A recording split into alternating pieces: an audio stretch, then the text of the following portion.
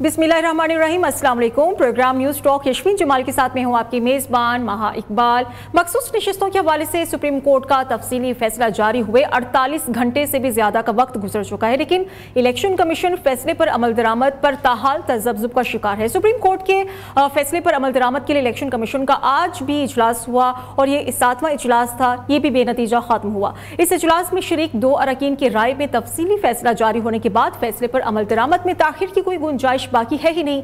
मखसूस नशिस्तों के फैसलों को लेकर इस वक्त मुल्की आईनी इदारों में एक कशमकश नजर आती है। सुप्रीम कोर्ट मखसूस नशिस्तों के फैसले पर अमल दरामद न करने पर संगीन नताइज की बात कर रहा है, तो इलेक्शन कमीशन इस फैसले पर अमल दरामद करने में अपने उज़र तराश कर रहा है। दूसरी जानिब स्पीकर कौमी असम्बली भी इलेक्शन कमीशन को सुप्रीम कोर्ट के फैसले पर अमल दरामद न करने का कह रहा है और साथ साथ हुकूमत भी इस फैसले के खिलाफ सफ़े आरा नजर आ रही है।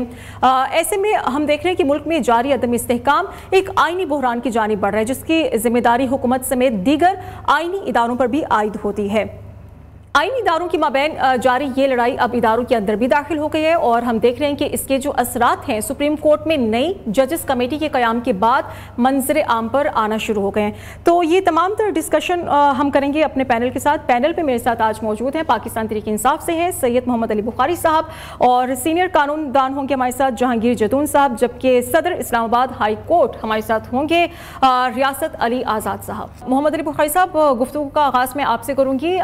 मरियम नवाज साहिबा की तरफ से जो आज स्पीच की गई वो गालिबन आपने भी सुनी होगी, बड़े एक्शन में दिखाई दे रही हैं और हमने देखा कि अली अमीन गंडापुर को सलाह मशवरा दे रही हैं कि आप लोग अपने सूबे पर नजर रखें, वहां पर अवाम फाकों से मर रही है, दहशतगर्दी का सामना कर रहे हैं, लेकिन आप हैं कि जलसे जुलूसों के खेल से बाहर नहीं निकल रहे। क्यों आपको लगता है कि गवर्नमेंट इतनी मुखालिफ है आपके जलसे जुलूसों से?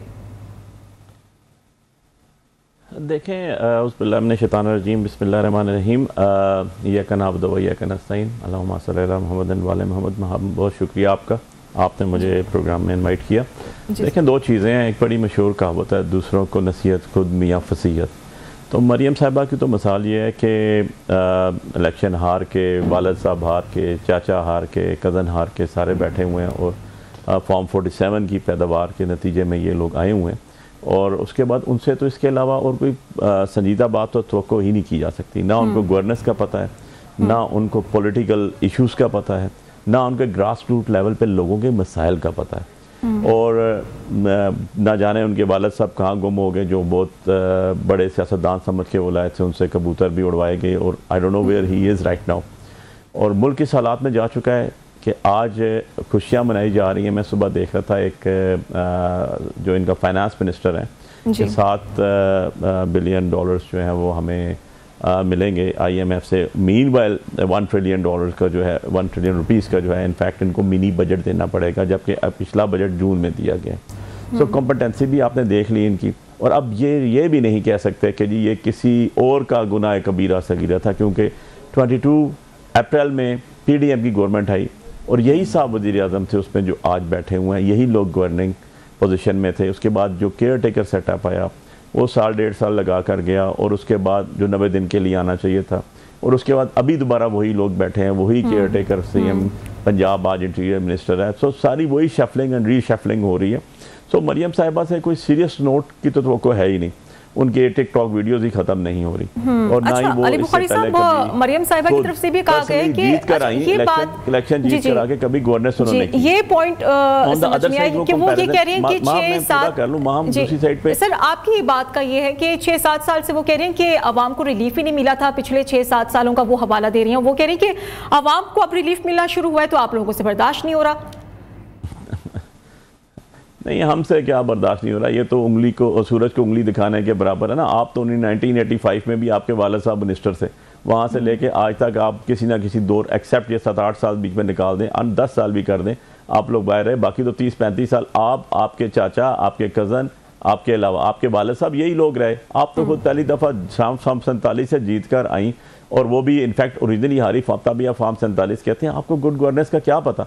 आप लोगों ने तो कभी मरियम नवाज से ये पूछेंगे आप पब्लिक प्लेस पे लास्ट टाइम गई कब है, जो खुद गई हूँ। ये तो बाहर ही नहीं निकले कभी ज़िंदगी सारी में, इनको तो यही नहीं पता।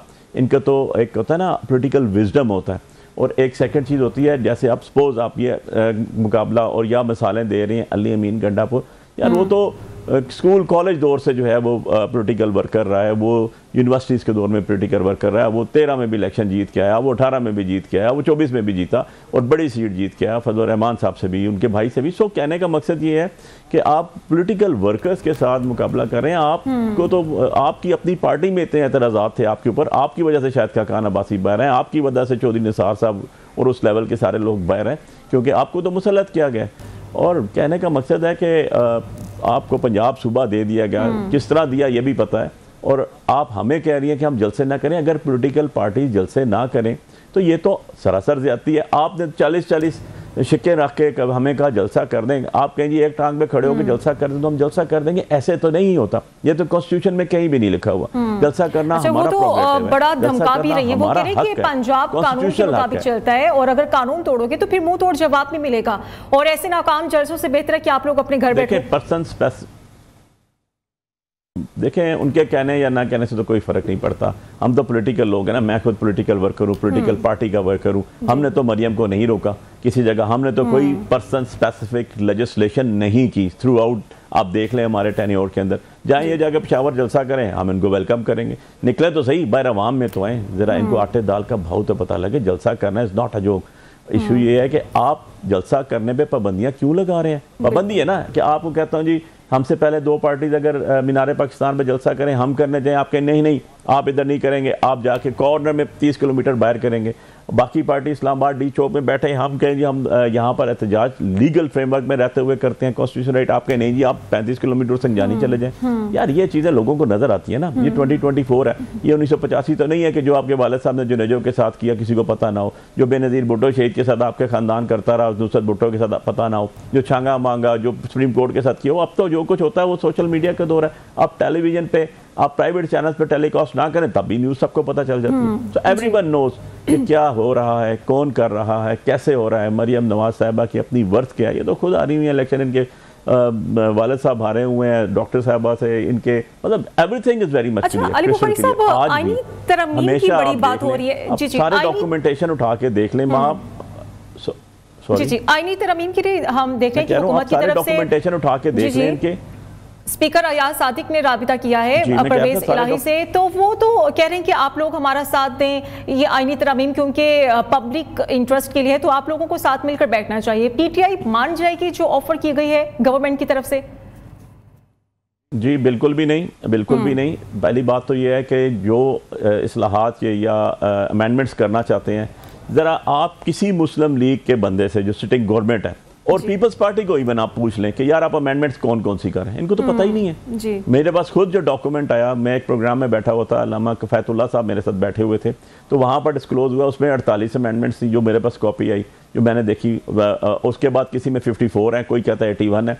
इनके अपने गवर्नमेंट के अंदर जो इनकी कोलिशन गवर्नमेंट है उसके अंदर बैठे हुए लोगों को नहीं पता कि क्या अमेंडमेंट्स है, कितनी अमेंडमेंट्स है, और ये रात की तारीकी भी चल पड़े थे कि हम इसको इजलास बुला के अमेंड करा लेंगे। यार ऐसे नहीं होता ना।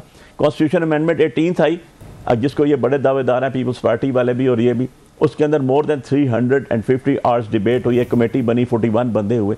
ये क्या हो रहा है यार? आप मतलब आर्टिकल 8 चेंज करना चाहते हैं, आर्टिकल 9, आर्टिकल 17, 199 आर्टिकल जो बुनियादी हकूक से ताल्लुक है लोगों का, देन उसके बाद judiciary, ECP, the other things, इतनी बड़ी अमेंडमेंट्स आप करने जा रहे हैं और आपके पास मसूदा ही नहीं है। यार ऐसे कभी हो सकता है?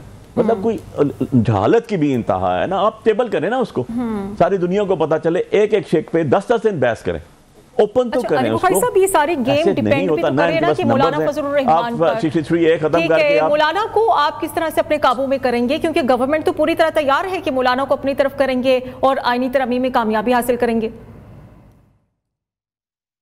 देखें वहाँ कोई भी किसी के पास भी वो बोतल वाला जिन किसी के पास भी नहीं है कि ना ही कोई किसी के ताबे है। और इनकी पार्टियों में तो वैसे ही आपको पता है ये तो मोरूसी पार्टी है, हमारी तरफ से मोरूसियत का क्वेश्चन ही नहीं है।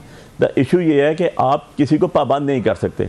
कोई गुलाम इतने गुलाम नहीं होगा, जो होगा वो आपके साथ ही होगा। अब बात यह है, मौलाना साहब एक पॉलिटिकल पार्टी के हेड हैं और वो पॉलिटिकल पार्टी में एक संजीदा पॉलिटिशियन हैं, इसमें कोई शक की बात नहीं है। और उन्होंने विजडम और पॉलिटिकल अपना जो उनकी सोच समझ थी, सूझबूझ थी, उन्होंने प्रूफ किया रात को कि भाई ये अवाम के अगेंस्ट है। और इस टाइम अवामी सेंटीमेंट्स को वो जानते हैं क्योंकि वो पब्लिक में जाते हैं उनको पता है कि पीटीआई कहां पर खड़ी हुई है, पब्लिक सेंटीमेंट्स क्या है। कोई भी पॉलिटिकल पार्टी जो पब्लिक सेंटीमेंट रखती हो, आपके ताबे नजर नहीं आ रही, क्योंकि खबरें तो ये आ रही हैं कि बंदे टूट रहे हैं, हुकूमत अपनी तरफ कर रही है बंदों को, तो आप महफूज करने की कोशिश करें ना केपी की तरफ। देखिए मुझे तो ऐसी कोई खबर नहीं है जी सर, हुकूमती नुमाइंदे ये बात कर रहे हैं कि जी नंबर गेम हमारी पूरी है। जी जी देखिए, मैं अगर नंबर गेम पूरी होती ना वहाँ, तो इनका इजलास इन्होंने रात को बुलाया, आनन फानन बुलाया, रूल्स अपने रूल्स सेनेट के और अपने रूल्स असेंबली के जो बने हुए थे 2007 के और 2012 के दोनों तोड़ के बुलाया। 8-8 करोड़ रुपया एक एक इजलास पे खर्चा हुआ, लेकिन इनके पास नंबर गेम्स पूरी नहीं थी, ये मौलाना साहब के पास के।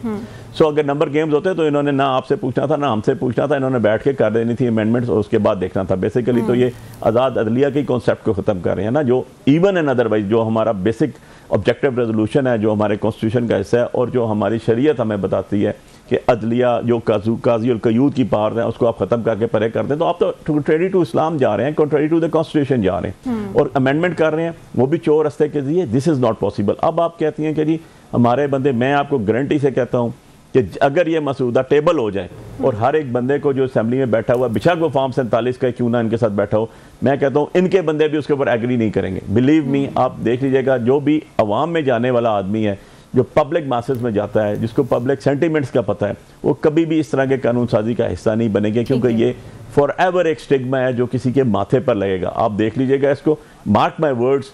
और आप इनके जो असेंबली में बैठे हुए सिटिंग लोग हैं, जो रोज़ टीवी पे आके इसको प्रोटेक्ट कर रहे होते हैं और इसके गीत गा रहे होते हैं, ज़रा उनसे पूछ लीजिएगा ये कि आप ज़रा बता दें ये कितनी अमेंडमेंट्स हैं जो आप करने जा रहे हैं, एग्जैक्ट फिगर्स। और अगर वो नहीं हुई और कल पता चला कि आपको पता ही नहीं था, आपने गलत बयानी ली है टेलीविजन पे आके, प्रोग्राम्स पे आके, तो आपको ये होल्ड करना पड़ेगा। आपको पता चलेगा कि किसी को पता ही नहीं है। तो हमने भी कई लोगों से पूछा, वो कहते हैं हमें तो पता ही नहीं। जो आईनी इस्लाहात आ रही है वो अवाम के ही फायदे में आ रही हैं। आपको क्या इसमें कंसर्न्स क्या है, रिजर्वेशंस क्या है? क्योंकि जब आईनी इस्लाहात की बात होती है वो भी साथ ही ये लिंक आउट कर देते हैं कि अवाम के लिए फायदा होगा, अवाम के जो केसेस हैं वो जल्द निमट जाएंगे। ऐसी बात बिल्कुल भी नहीं है। आप अवाम की अगर बेहतरी करना चाहते हैं तो 26 लाख प्लस केसेस महान जो है ना, वो डिस्ट्रिक्ट कोर्ट्स में, डिस्ट्रिक्ट जुडिशरी ऑफ पाकिस्तान में पेंडिंग है। 3% केसेस सुप्रीम कोर्ट में है, बाकी जो है वो 15% जो है वो हाई कोर्ट्स में है। लेजिस्लेशन कहाँ करने जा रहे हैं आप? सुप्रीम कोर्ट ऑफ पाकिस्तान के अंदर, जहां पर लोगों के 26-26.5 लाख केसेस पड़े हुए, वहां का तो लेजिस्लेशन है में हिस्सा ही कोई नहीं है, उसके अंदर तो हिस्सा ही कोई नहीं है। तो ये तो आपकी बात ही गलत है। सेकंड में आपको बताऊं, बिल्कुल ये गलत बयान से काम लेते हैं और लैक ऑफ नॉलेज में कहूँगा, या ये झूठ का सहारा लेते हैं कि जी 84 मुल्कों में है, ऐसे है वैसे है। किसी कॉमनवेल्थ के मुल्क में ऐसा नहीं है। साउथ अफ्रीका में एक फेडरल कोर्ट बनाई गई थी, उसका भी रीजनिंग आपको पता है कि जब नेल्सन मंडेला वापस आए और वहाँ रेसिज्म इतना था कि वहाँ पर उन्होंने उसको एक इंडिपेंडेंट तरीके से अलग कॉन्स्टिट्यूशन है वहाँ पर किया। बाकी कुछ यूरोप के मुल्कों की एग्जाम्पल देते हैं। ऐसे नहीं होता कि आप पैरेलल सेटअप बना दें। आप सुप्रीम कोर्ट को एक खाली मैजिस्ट्रेट की पावर दे दें, उन्होंने कहा नहीं जी आप खत्म कर दें और अपनी मर्जी का बंदा खुद लेजिस्लेशन करके खुद ही आप अपनी मर्जी के 4 काजी उठा के बैठा दें एक फेडरल कोर्ट के अंदर। This is against the basic wisdom, this is against the basic pillar of justice, this is against the Islamic ideology. ये तो है ही खिलाफ। कभी खलीफा वक्त जो है वो भी हमेशा जो है काजी अल कयूद के सामने पेश होता है, कभी इनकार नहीं कर सकता। उसे नहीं कह सकता कि मैं काजी साहब आपको हटा के नया काजी अल कयूद मुकर्रर करूंगा जो ये केस सुनेगा, आप वो सुनेंगे।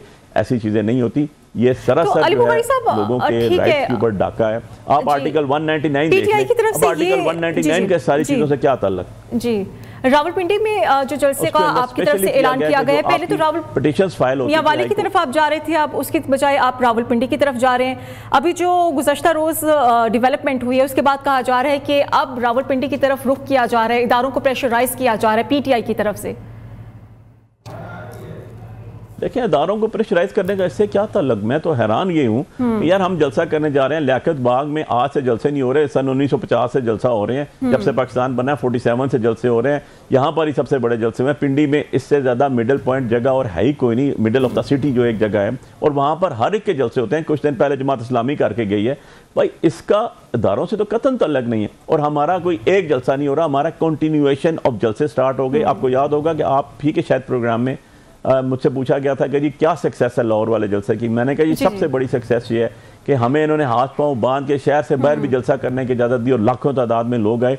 हमारे लिए ये एक ब्रेक थ्रू है। आप सारे पंजाब में हम जलसे करेंगे। So Pindi is a part of Punjab और हम जलसा करने जा रहे हैं। हमारा जलसा यहाँ पर होना है। उसके बाद हम नेक्स्ट जलसा अपना अनाउंस करेंगे, चाहे वो मियाँ वाली है, सियालकोट है, रहीम यार खान है, मुल्तान में है। It's our prerogative. वो कौन होते हैं हमें डिक्टेट करने वाले, वो कौन होते हैं हमें रोकने वाले? तो अली बुखारी साहब इतनी आसानी से नहीं ना इजाजत मिलेगी। आज मरियम नवाज की तरफ से ये कहा गया है कि पंजाब की तरफ रुख करोगे तो फिर सही जवाब दिया जाएगा। अब कोई जलसा नहीं होने जा रहा आपकी तरफ से पंजाब में, हुकूमत डट गई इस पर। कोर्ट डट गए।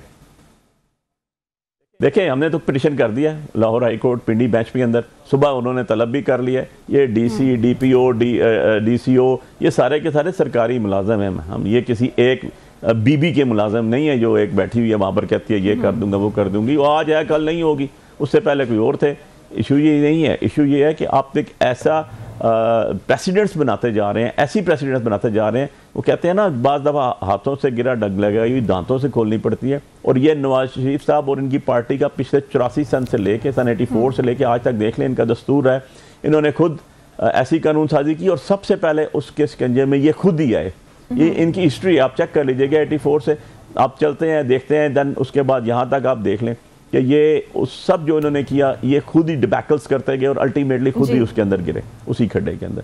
सो ये आपको वैसे ही पता है कि ये 2-3 साल ही ब्लू आई चाइल्ड होती है जो हुकूमत चाह रही होती है, उसके बाद तो वैसे ही इलेक्शन होते हैं। ये तो 3 साल से चलते आ रहे हैं। अब तो इनके वैसे ही दिन पूरे। अवाम में तो फिर लड़ाई इनकी है ही नहीं, थी ही नहीं। इलीगल तरीके से ये बैठे हुए हैं फॉर्म 47 के तहत। लेकिन कब तक सारी की सारी बुनियाद आप देख लें इनकी, वो आ रही किस जगह पे है कि फॉर्म 45 और 47 वाला इशू रिजॉल्व ना हो जाए, वो इशू अपने ना पहुंचे, अख्ताम तक ना पहुंचे, क्योंकि जो ही वो पहुंचेगा ये फारग हो जाएगा। इस्लामाबाद की सीट का अभी तक फैसला हो जाता 6 महीने में होना था। जी ठीक है, अली बुखारी साहब उन्हें भी हम शामिल गुफ्तगू करेंगे। जहांगीर जदून साहब, सूरत हाल ये बन चुकी है कि हुकूमत कानून साजी को लेकर बड़ी कंफ्यूज्ड नजर आ रही है। और फिर अगर मुल्की हालात देखें तो मुल्की हालात में अब मजीद इस चीज़ के मुतामिल नहीं हो सकते। कहीं ना कहीं इस इंतशार को ख़त्म होना चाहिए, क्योंकि आईनी बहरान है, सियासी बहरान है, मुआशी बहरान है। तो फिर हुकूमत को क्यों नहीं समझ आ रहा? क्या हुकूमत को मुआविनत नहीं मिल पा रही सही तरीके से? नहीं, हुकूमत के पास कोई अथॉरिटी नहीं है तो हुकूमत क्यों नहीं समझ आ रहा है? जो समझाने वाले हैं वो जब समझाएंगे हुकूमत को समझ आ जाएगी। हुकूमत तो देखे ना, अभी रूल ऑफ लॉ और कॉन्स्टिट्यूशन पे जब अमल नहीं करेंगे तो मसाइल पैदा होंगे। इसका सबसे बड़ा हाल यही है कि आप रूल ऑफ लॉ जो आपको आइन कहता है उस पर अमल करें। अब आइन की हर पार्टी अपनी तशरीह कर रही है, आइन इस तरह है, आइन उस तरह है, आइन अदालतें, जब अदालतों को आपने इख्तियार दिया हुआ है या अदालतें बंद कर दें तो कहें जी आइन की जो तशरीह है वो पार्लियामेंट करेगी, तो फिर वो वाला काम आप शुरू करें। जी, जब तक आइन की तशरीह अदालत का काम है तो फिर जैसी भी तशरीह करे, किसी को पसंद हो ना पसंद हो, फिर उस पर तो अमल करना पड़ता है, क्या करें। बिल्कुल। अच्छा जहांगीर साहब, इलेक्शन कमीशन का जो किरदार है वो बड़ा मुतनाज़ नजर आ रहा है, क्योंकि हम देख रहे हैं कि इलेक्शन कमीशन का तो काम है ना कि सुप्रीम कोर्ट का जो हुक्म है उस पर अमल दरामद कराना है, लेकिन इजलास पर इजलास हो रहे हैं, कोई फाइनल डिसीजन नहीं हो रहा। इससे तो फिर इलेक्शन कमीशन की जो परफॉर्मेंस है, उसके जो कैरेक्टर पर मजीद सवाल पैदा होंगे। नहीं, सवाल पैदा क्या होंगे? सवाल ऑलरेडी पैदा हो चुके हैं। इलेक्शन अपनी क्रेडिबिलिटी जो है वो लॉस्ट कर चुका है। इलेक्शन जो है वो एज ए न्यूट्रल या एज ए आईनी इदारा काम नहीं कर रहा। वो तो एक पार्टी का रोल अदा कर रहा है कि इस पार्टी को इस तरह रखना है, इसको इस तरह रखना है। इलेक्शन कमीशन का रोल जो है वो जिस तरह कोई इलेक्शन कराता है फेयर एंड ट्रांसपेरेंट, जो उसके कॉन्स्टिट्यूशनल रिस्पांसिबिलिटी है वो अपनी पूरी नहीं कर रहा, वो फेल हो चुका है रिस्पांसिबिलिटी पूरी करने में। जी, तो सर सुप्रीम कोर्ट के पास क्या ऐसे ऑप्शंस होते हैं, क्या अथॉरिटी होती है कि अगर इलेक्शन कमीशन हुक्म पर, डिसीजन पर अमल दरामद कराने में नाकाम है, नहीं करा पा रहा, तो फिर क्या अथॉरिटी यूज कर सकती है सुप्रीम कोर्ट? अब सुप्रीम कोर्ट देखे ना, सुप्रीम कोर्ट के अंदर से चीफ जस्टिस ही नहीं चाहता कि इलेक्शन कमीशन जो है वो काम करे। वो देखे ना, वो अब 2 जज जो है वो उन्होंने जजमेंट दे दी है जी कि गैर आनी आर्डर इसको ना माने। तो अब इलेक्शन कमीशन तो इसलिए नहीं काम कर रहा है, या गवर्नमेंट जो उनको पता है उन्होंने सुप्रीम कोर्ट से जो जज हैं वो आपस में डिवाइड है।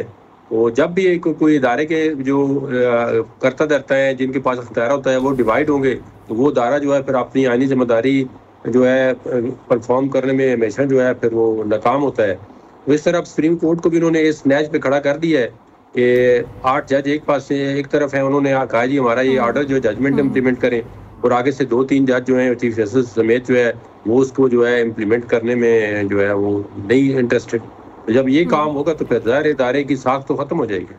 ठीक है। और जहांगीर साहब, हुकूमत की तरफ से जो ये स्टांस सामने आ रहा है कि पीटीआई जो फरीक थी नहीं उसको रिलीफ मिला गया, जिसने दरवाजा खटखटाया ही नहीं उसे ही रिलीफ दे दिया गया सुप्रीम कोर्ट की तरफ से, इसमें कितनी पावर नजर आ रही है और हुकूमत अपना ये केस कैसे डिफेंड कर सकती है आने वाले दिनों में? ये देखिए, सुप्रीम कोर्ट ने इस जजमेंट को उसका जवाब दे दिया है। वो कहती है सुप्रीम कोर्ट का काम है इंसाफ करना। बिल्कुल जी। चाहे वो उन्होंने कहा कि वो पार्टी थे, लेकिन एक पार्टी की सीटें बनती हैं, अगर उन्होंने कहा कि ये इलेक्टोरेट का मामला है, किसी पार्टी का किसी शख्स का मामला नहीं है, ये ओवरऑल पब्लिक इंटरेस्ट का इशू है और लोगों का मामला है। लोगों की जो रिप्रेजेंटेशन जो है वो असेंबली में प्रोपोर्शनल रिप्रेजेंटेशन जो आइन कहता है उसके मुताबिक होनी चाहिए। उन्होंने फिर फैसला दे दिया कि वो, उन्होंने कहा उन्होंने दरखास्त दे दी थी, हमने उनकी दरखास्त इंटरटेन कर ली। जी ठीक है, एक ब्रेक ले लेते हैं, ब्रेक के बाद दोबारा से हाजिर होंगे और डिस्कशन को दोबारा से कंटिन्यू करेंगे। Stay with us. Welcome back नाजरीन। अली बुखारी साहब, आईनी तरमीम का एक बहुत बड़ा चैलेंज है, वो चाहे हुकूमत हो या फिर आपके लिए, हुकूमत का यही जोर उनकी तरफ से कोशिश चल रही है कि किसी तरीके से आईनी तरमीम को पास करा दिया जाए, जबकि आपकी तरफ से कोशिश की जा रही है कि आईनी तरमीम को पास होने से रोका जाए। अगर आईनी अदालत कयाम में आती भी है तो फिर पीटीआई की तरफ से क्या पॉलिसी होगी, किस तरीके से क्या स्ट्रेटेजी अपनाएगी? देखिए, हमने तो हम बड़ा स्ट्रेट फॉरवर्ड, बड़ा सीधा सा हमारा स्टांस है। हम हर तरह की उस अमेंडमेंट को अपोज करेंगे जो कि fundamental right of the people of Pakistan, 25 crore अवाम के मफादात के मुनाफी होगा, जो आज़ाद अदलिया के ख़िलाफ़ होगा, आज़ाद अदलिया के ऊपर कदगन लगाई जाएगी, या किसी भी अदारे या किसी एक फ़र्द स्पेसिफिक होगी अमेंडमेंट, और किसी अदारे के अंदर जो है वो ऐसे अशख़ास जो नहायत कॉन्ट्रीवर्शियल और रिटायरमेंट एज गुजर गई उनके बाद लेकर आएंगे। हम इस तरह की किसी अमेंडमेंट को नहीं मानेंगे। अमेंडमेंट्स कॉन्स्टिट्यूशन की वो होती हैं जो for the betterment of the people होती है। इशू ये है कि मुझे बताइए आपके आर्टिकल 8, आर्टिकल 9, आर्टिकल 17, आर्टिकल 199, ये तो स्ट्रेट फॉरवर्ड पाकिस्तान के 25 करोड़ आवाम के साथ वाबस्ता आर्टिकल्स हैं।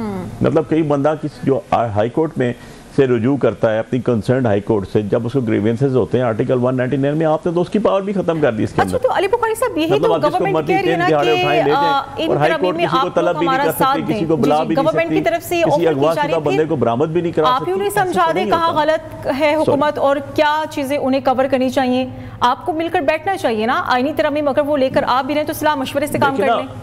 नहीं, मैंने आपको पहले भी अर्ज की थी वहाँ कि इसके लिए प्रॉपर तरीका है। आपका बिल जो मसूदा आप अमेंडमेंट्स लाना चाहते हैं, आप टेबल करते हैं, उसके ऊपर डिबेट होती है, और फॉर दैट पर्पस मैंने आपको बताया कि 18th अमेंडमेंट के लिए 350 प्लस घंटे जो है वो उसके ऊपर आर्गूमेंट्स हुए और उसके बाद बात करने के बाद हुई। जब आपने कोई चीज़ टेबल ही नहीं की, आपके अपना जो डिप्टी प्राइम मिनिस्टर है, फाइनेंस मिनिस्टर, वो कहता है मुझे पता नहीं है। आपके लॉ मिनिस्टर से पूछा गया, वो कहता अभी तक मुझे मिली ही नहीं। भाई कहाँ से आ रही है, कौन सा सहीफा आ रहा है, कौन लेकर आ रहा है, किसने लिखा है, कौन ऑथर है इसके, आप टेबल करेंगे तो डिबेट होगी ना कि असेंबली से बाहर किसी और जगह से बैठ के आपने करना है, उसको अमेंड करके और उसके बाद लगा देना है। वो जो अवामी नुमाइंदे हैं उन्होंने करनी होती है। मान लिया कि आप फार्म 47 की पैदावार है, मान लिया कि आप अवामी नुमाइंदे नहीं है, मान लिया कि आप चोर दरवाजे से आके यहाँ पर बैठे हुए हैं और चोरी रास्ते से चोर तरीके से आप अमेंडमेंट लेकर आना चाहते हैं, और यार फिर भी कोई टर्म्स एंड कंडीशंस होती हैं, कोई नॉब्स होती हैं, कोई उनको आप टेबल करें, आप एक उसके बाद डिबेट करें, उसको ओपन तो करें ना। आप तो ओपन करने से ही कासर है, क्योंकि आपको पता है कि ये ओपन करेंगे तो आगे ही आपने लोगों की नाक में दम करके रखा हुआ है, लोगों के 2 वक्त की रोटी मुश्किल है। ये जब टेबल हो जाएंगी तो लोगों को पता चलेगा कि आप उनके बुनियादी हुकूक भी सल्व करना चाहते हैं, तो आपके पास तो 0% लोगों के पास आपके लिए टॉलरेंस लेवल होगा।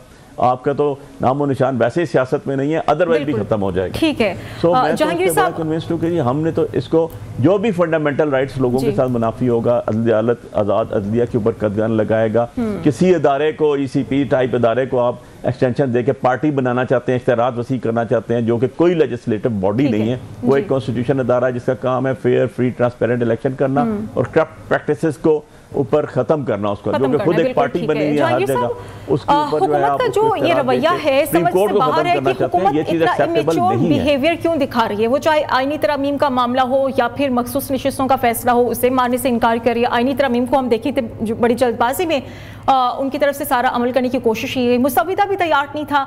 लेकिन आप इलेक्शन कमीशन को देख लें, अब ये जो माहौल पैदा हो गया है समझ से बाहर है। सुप्रीम कोर्ट की तरफ से भी वार्निंग जारी कर दी गई कि अगर इलेक्शन कमीशन अमल नहीं करता तो फिर बड़े सख्त नताइज भुगतना होंगे।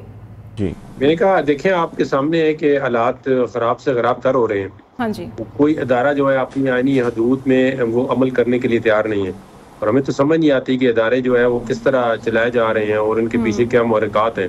बिल्कुल। तो अगर देखें आईनी तरमीम करनी है तो पार्लियामेंट के पास अख्तियार है, लेकिन उसका जो तरीका है वो आप अडॉप्ट करें। आईनी तरमीम तमाम जितने स्टेक होल्डर हैं उनको कन्विंस करें, उसकी रीज़न बताएं कि आईनी तरमीम लानी क्यों ज़रूरी है, उसके पीछे क्या मुहर्रिकात हैं, क्यों लाना चाहते हैं, आपको क्या मसले मसाइल हैं। एक देखें ना, एक गवर्नमेंट अगर आईनी तरमीम करे, बाकी पूरे पाकिस्तान के लोग उतना तैयार हों तो गवर्नमेंट तो नहीं तरमीम कर सकती। तो वो जो है देखें, एक आइन जो है ऐसा डॉक्यूमेंट्स है जो उसकी जो ओनरशिप है वो लोगों के पास है, 25 करोड़ अवाम उसके ओनर है, वो अदालतें जो है वो उसकी कस्टोडियन है। अब इस तरह तो नहीं हो सकता कि आप एक आईनी तरमीम करें जिसमें स्टेक होल्डर को पता ही ना हो।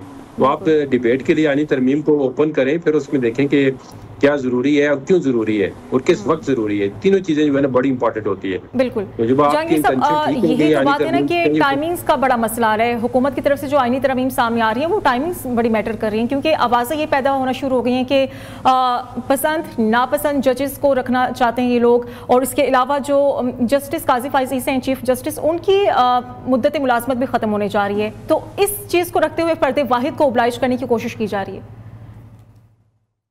तो वो देखे ना, कोई शख्स जो है पाकिस्तान के लिए इंडिस्पेंसिबल तो नहीं है, तो वो जब रिटायरमेंट एज है तो वो रिटायर हो गए, इज्जत के साथ घर जाएं। तो अब उन्होंने अपना जो टेन्योर था वो गुजार लिया, जो उन्होंने अचीवमेंट किए सारी दुनिया के सामने है। तो जो जिस तरह उनको लाया गया, उनको जिस तरह रेफरेंस इन्होंने डाला था पीटीआई गवर्नमेंट ने, फिर लोगों ने उनके साथ स्टैंड किया, तो अब तो सारे लोग पछता रहे हैं कि हमने गलती की है, इसके साथ स्टैंड नहीं करना चाहिए। क्योंकि वो तो बतौर दारा लोग कहते हैं कि चलो किसी के साथ ज्यादती ना हो, लेकिन वो तो अभी सारे लोग जो हैं वो कर रहे हैं कि ये चीज़ें ख़त्म गलत है।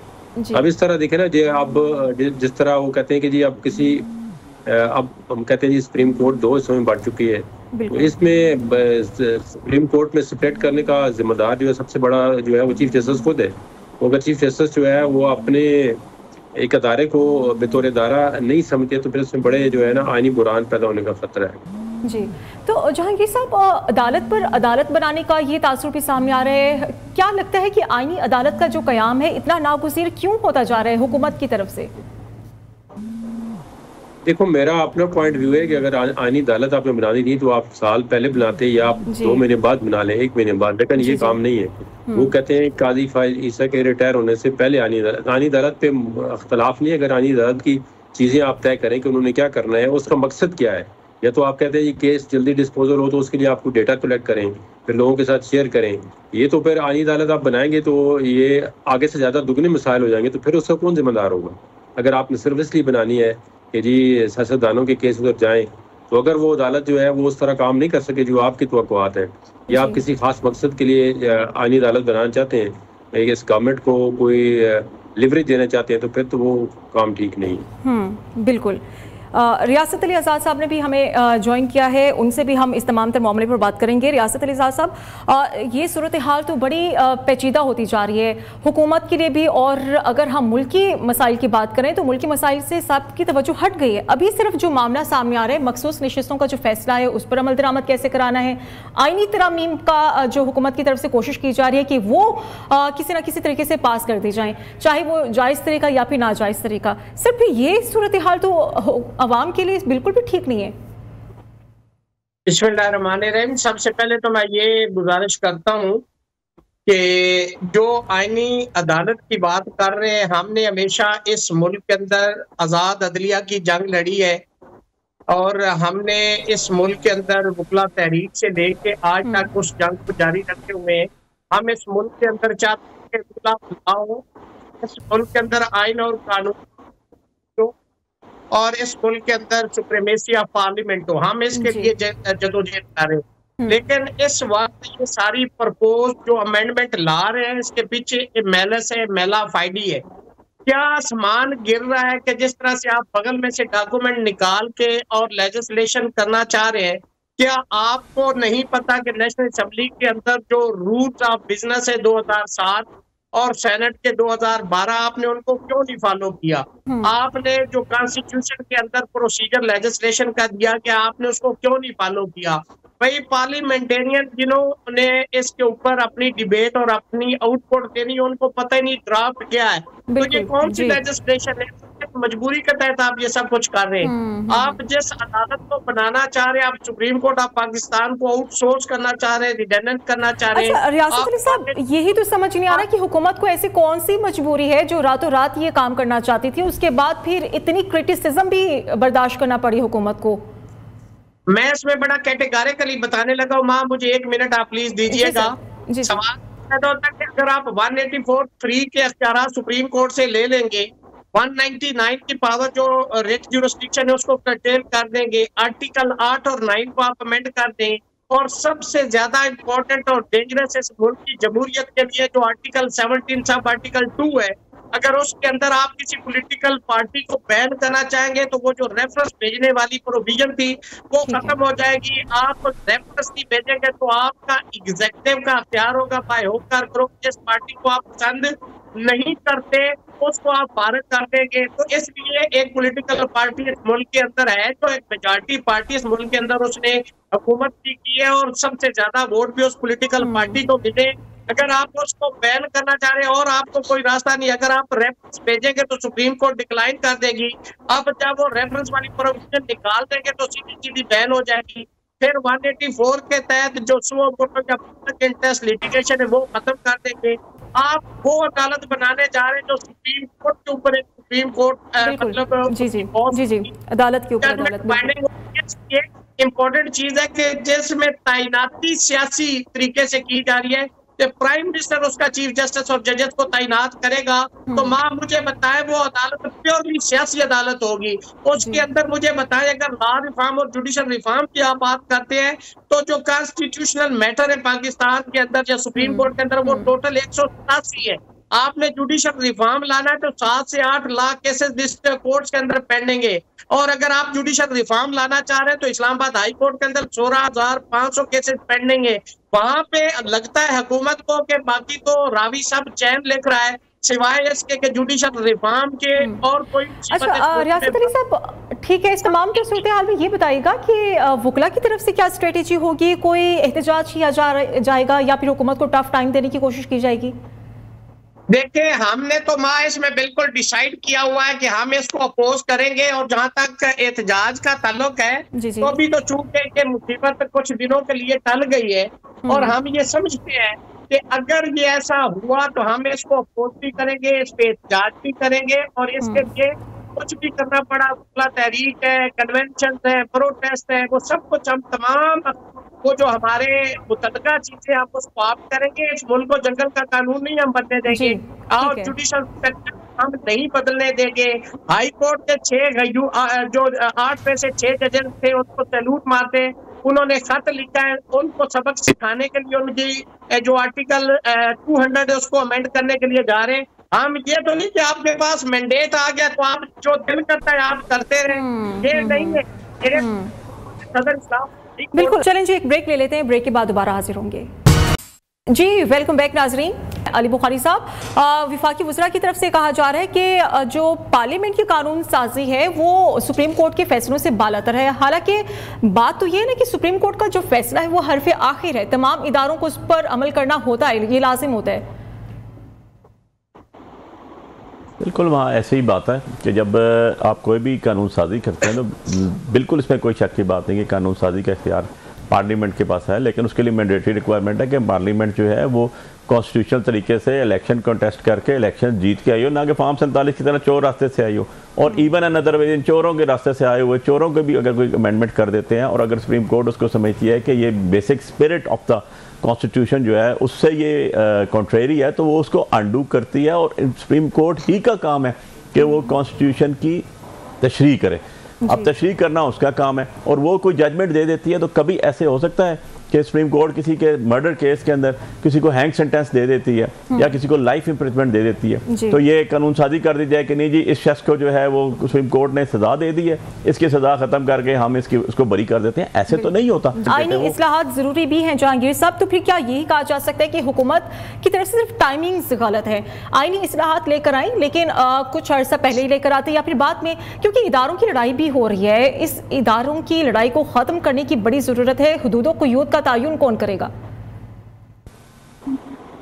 देखें, दूध और कयूद का तयन तो 1973 का कॉन्स्टिट्यूशन है, उसने किया हुआ है। इससे आप बहुत क्या कर सकते, लेकिन उसका असल मसला ये है वो उसको अदारे इम्प्लीमेंट नहीं कर रहे, इंक्रोच कर रहे हैं। ये अभी अली बुखारी साहब चोर चोर कर रहे हैं वज़ीर आज़म के पास तो अख्तियार ही कोई नहीं है।